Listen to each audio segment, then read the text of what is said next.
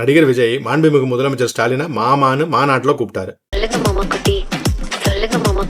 அப்பானா ஓகே, மாமானா தப்பா? மாமா உன் பொண்ணை கொடு நான் கேட்டாரு. இன்று போய் நாளை வா படத்துல பாக்யராஜும் ஃப்ரெண்ட்ஸும் ரொம்ப க்ளோஸா இருப்பாங்க. அவங்க தெருவுல ராதிகா குடி வந்ததும் போட்டி போட்டுக்கிட்டு அவளை லவ் பண்ணவும் ஒருத்தரை கவுக்கவும் ரொம்ப பாடுபடுவாங்க. புதுசா குடி வந்த பொண்ணு மேல எல்லா அட்டென்ஷனும் விழும்.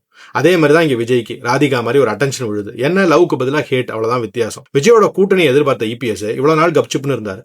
அதுக்காக தங்களை கேலி பண்ணும்போது பாத்துக்கிட்டு சும்மா இருக்க முடியாது. அண்ணாமலையும் விஜய் ஸ்டாலினை மாமான்னு கூப்பிட்டுருக்க கூடாது, பொது வாழ்க்கையில பார்த்துதான் பேசணும்னு சொல்றாரு. தப்பில்ல.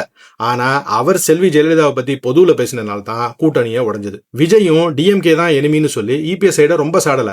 ஏன்னா நாளைக்கு சேர்ந்துக்கிற மாதிரி ஆச்சுன்னா இப்ப கொஞ்சம் பிகு காமிச்சா தானே பிஜேபி இபிஎஸ்க்கு உதறல் எடுக்கும் அப்படின்னு நினைக்கிறாரோ அனுவோ. சீட்டு பேரத்துல உதவும்னு கூட நினைக்கலாம். டிஎம்கேக்கு ஒரு பிரச்சனையும் இல்ல. ஓட்டு உடைய பயங்கர குஷி தான். 10 செய்யற பணம் கத்துக்கத்தா இருக்கும்போது என்ன சார் பிரச்சனை?